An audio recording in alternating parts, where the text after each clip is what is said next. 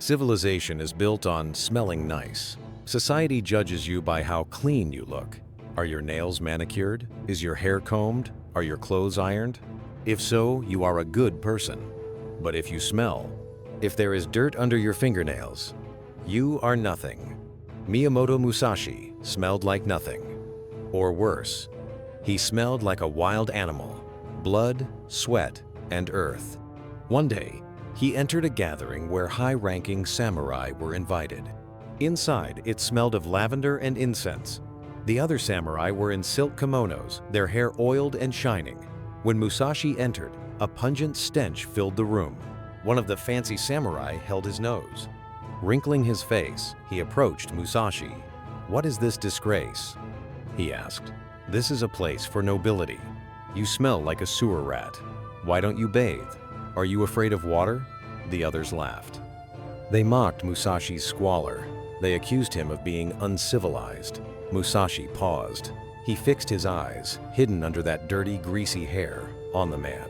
And he gave that historic answer. Musashi did not reach for his sword. He just spoke calmly, his voice rasping. "I do not bathe," he said, "because taking a bath is a warrior's most vulnerable moment. You have no weapon. Soap gets in your eyes. The floor is slippery." He took a step toward the man. The smell intensified. "While you soak in hot water for hours to soften your skin so women will like you, I am sharpening my sword and my mind." Then he delivered the finishing blow with his words. "When my enemy comes, he will find me dirty, but he will find me ready. You, however, they will find you as a spotless, sweet-smelling corpse."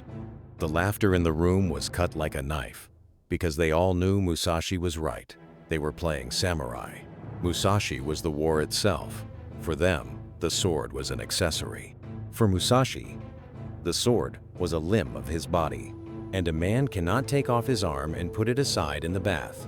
Now let's translate this filth metaphor to modern life.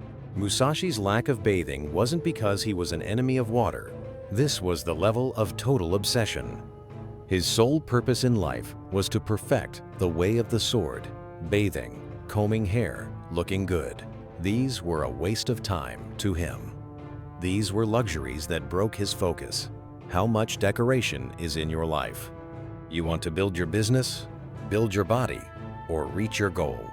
But at the same time, you complain, "I haven't finished that show on Netflix. My photo on Instagram didn't get enough likes. My hair looks bad today." You are that fancy samurai. You are so fond of your comfort, your image, and your pleasure that you have no time left to fight. Success is not a clean business.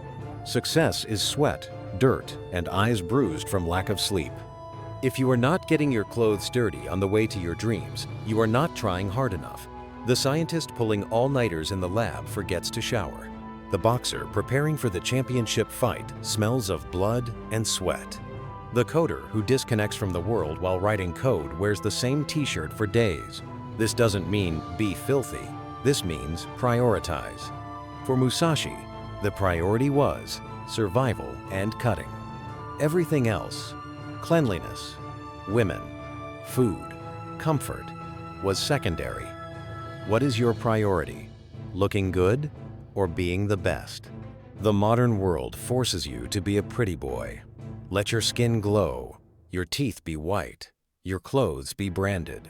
These are not bad things, but they do not make you a warrior. They only make you an expensive product.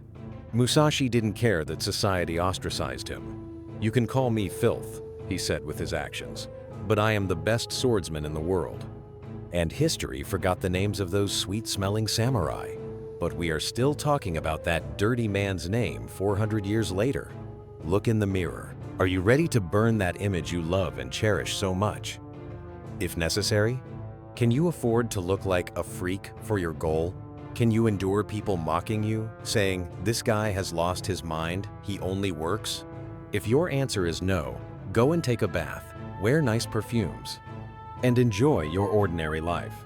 But if your answer is yes, do not be afraid to get your hands dirty. Let your clothes get dusty. Let your eyes get red from fatigue. As long as your soul is clean, that is enough.